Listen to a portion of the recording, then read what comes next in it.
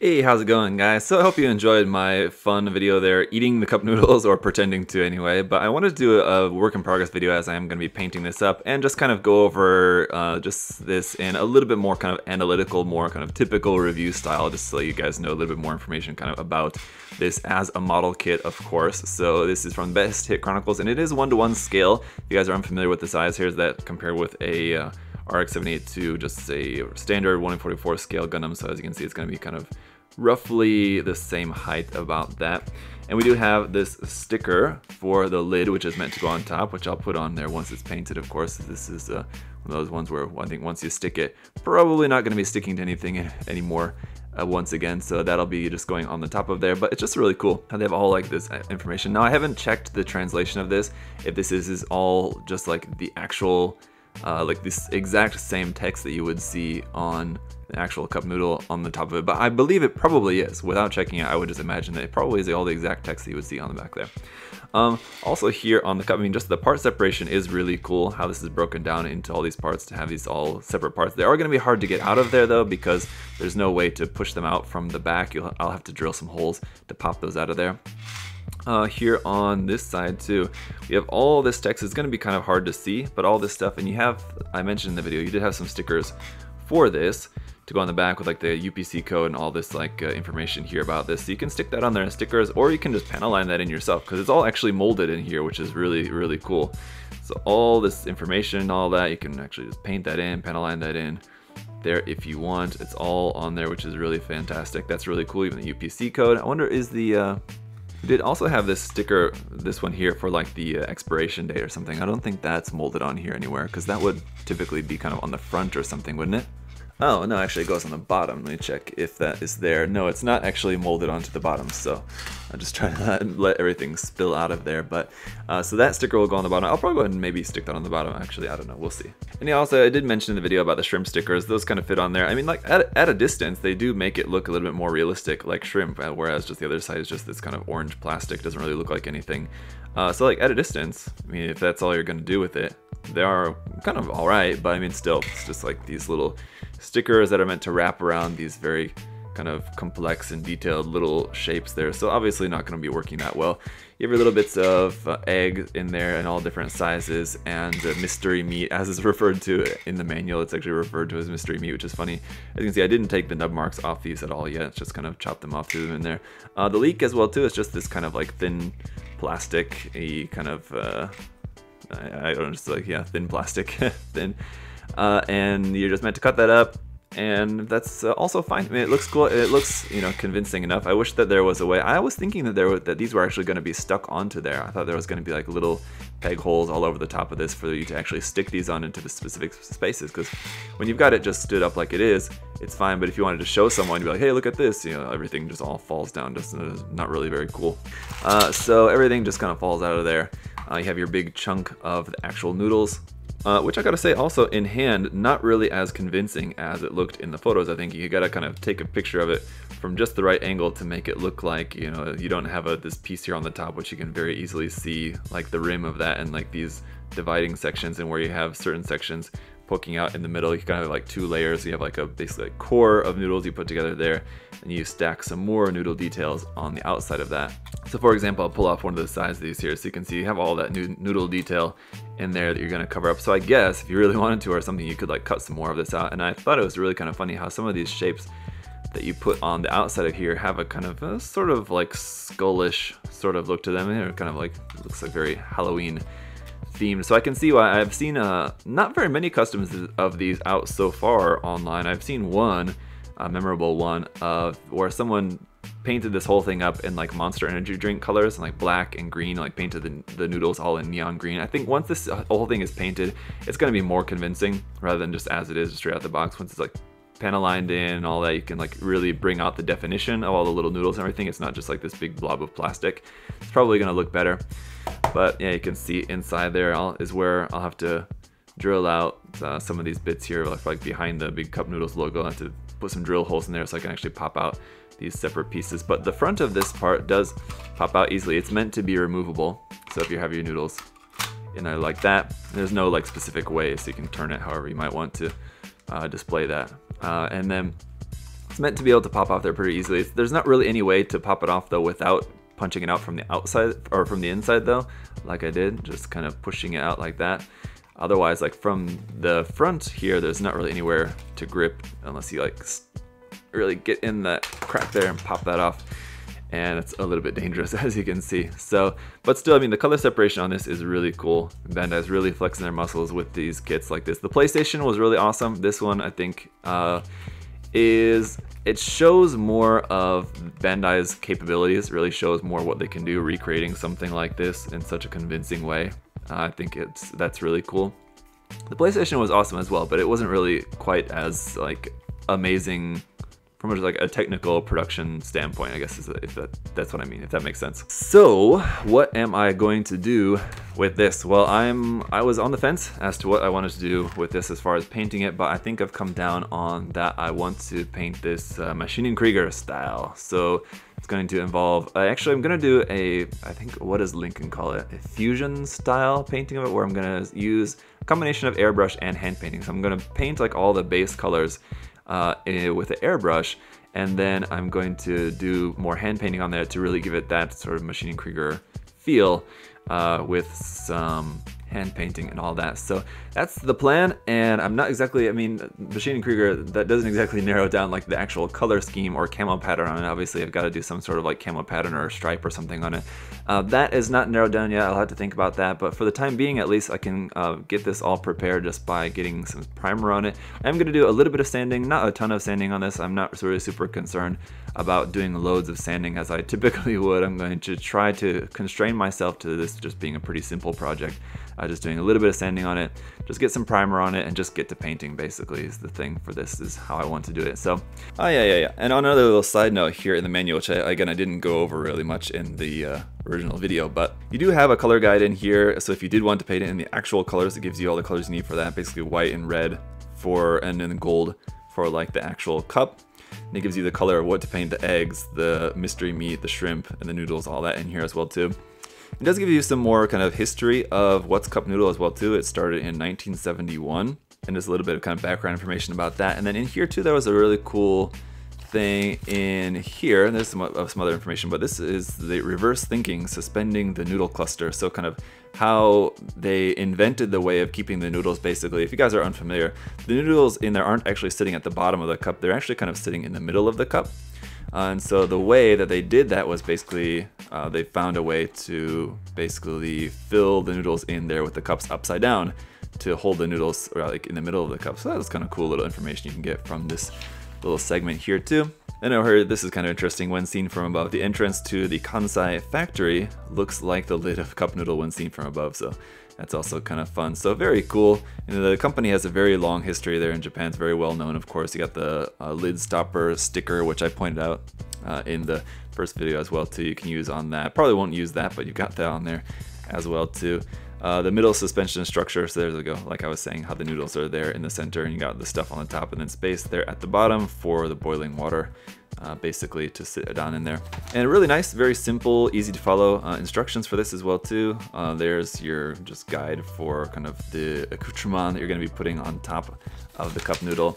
The inside part is in black and white, where you do have the parts list and all just the construction of the kind of, you build like kind of the top of the cup and the base of the cup first, then you build like kind of the middle section, and then that goes together in there like that. So, all right, let's talk about deconstruction first, actually. So as always, guys, going to recommend you guys a set of these drills. Super handy. They're actually from Mr. Hobby, but if you get them from USA Gundam Store, you can get this special USA Gundam Store set. Basically, this has the USA Gundam Store logo on the front, and these are actually just in different colors from the regular set. Otherwise, it's the same set. So you guys can check these out on USA Gundam Store if you want. So I always highly recommend those drills. They're very handy. So I'll just use these to put some holes in the back of here so that I can actually pop out those sections without damaging them. Well, that's the idea anyway, I should say. So wish me luck on that. And I gotta say, actually, now that I'm in the process of popping this out, so you see I had to put 1, 2, 3, 4, 5, 6, 7, 8 holes in the back of that to get this out of there successfully without breaking anything. And then I need to, I should be able to, okay. I can get these white parts out of there without having to drill anything. As you can see, those can all be popped out from behind. But I think I'm probably better off keeping this together. to paint it, at least just to spray the primer, because it's all going to be primed all in the same color. So I'll just go ahead and just prime this all together. I'll just break it down to like a couple sections. So you have like this top section, I'll try to just spray this all at once. The bottom section, and then like a couple of pieces here. There's the other section here. A couple of sections here of the mid section. There's like one big half, one side, and then this other little bit here. So I'll probably just leave this together for the priming, and then I'll break it down some more for the actual color painting.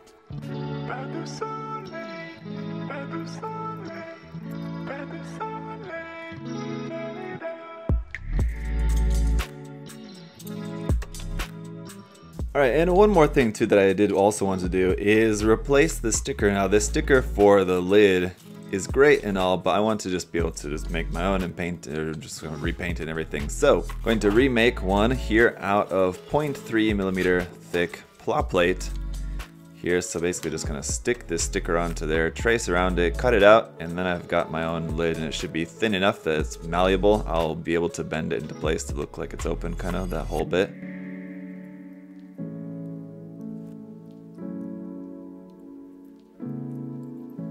Come to think of it, I guess probably what I could have done was just use like the negative side of this sticker, and then I could have just kept this, you know, just in case I may want to end up using that, because now it's got a marker around the edge. Surely can't use it now that it's already been stuck, but oh well, anyway.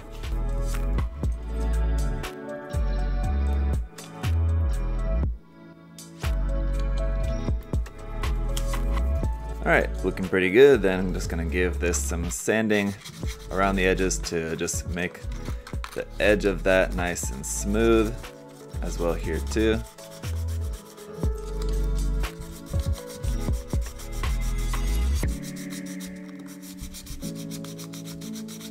Alright, it's all done. Now I'm going to dip it in our hot water here and let that get nice and hot. Then I should be able to bend that in place.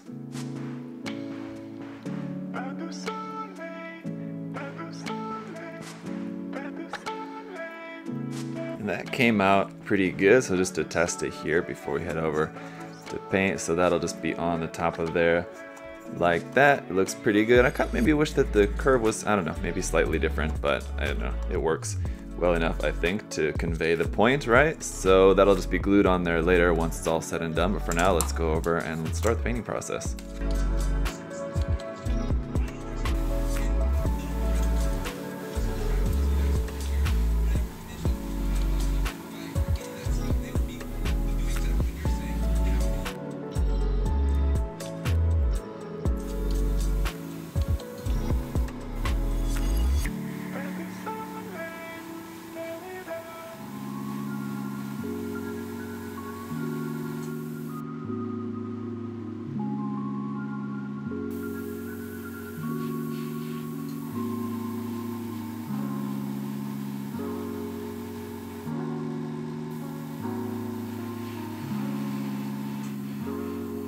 Alright guys, so at this point I realize now it's going to be a bit of a jump since the last clip you guys were just watching, but I did do the painting on live stream, but then I went and did like a second round of painting where I did kind of some more work on it, and I'm really happy with how the painting came out at this point. It's much better than how it was looking after round one.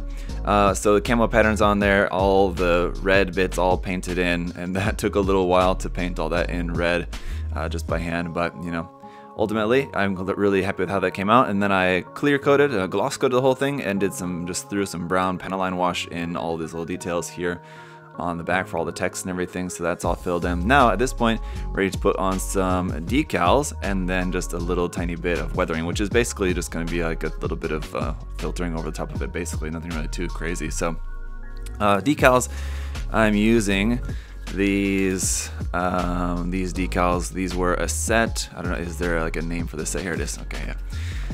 The Ma.K decal set for 120 SAFS Raptor, etc. So I guess they're sort of meant for the Raptor, but you know, you can use them for kind of whatever. So I'm just going to use a couple of these on here. I want to put a logo. I want to keep like the front just plain like that, and then put one here on the side. Oh, suppose what I also need to show you too is that I got the noodles painted, nothing really too crazy. I don't think I'm really going to do too much else with these because I don't really know if they're ever really going to be seen, but I'll throw them in there later. And then our piece for the top, I painted the top of that. I still want to paint the bottom side of this, so I'm going to paint in silver.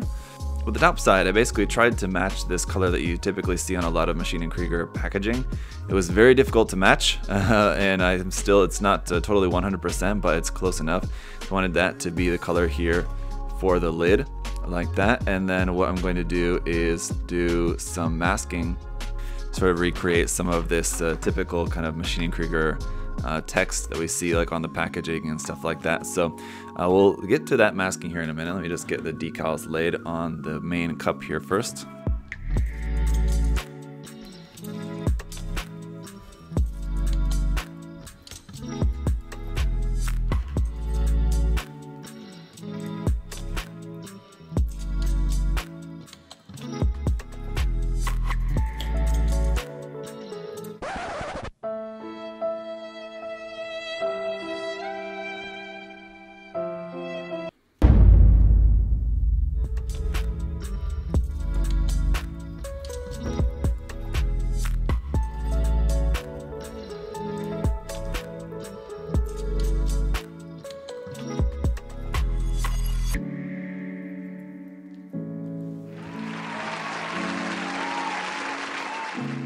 Alright, so there we go. The couple of decals are on there, just a couple little bits here and there. And I also sprayed some flat coat on there. It's not super flat though, it's just sort of like satiny, basically just to give it a little bit of roughness so it's not so glossy, so that we can apply a filter. So I'm just going to use some enamel paints here just to apply a little bit of simple filtering on this. Dark sea gray and buff. I'm going to use these, I think. Actually, no, so change that. I'm going to use a desert yellow instead. I think the dark sea gray and buff will neutralize the colors on here too much because these are both like pretty neutral.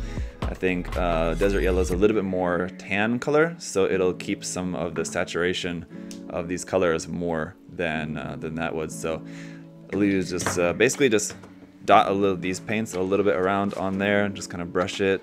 And that's kind of all there really is to filtering. I've done this in a couple of videos before in the past, so.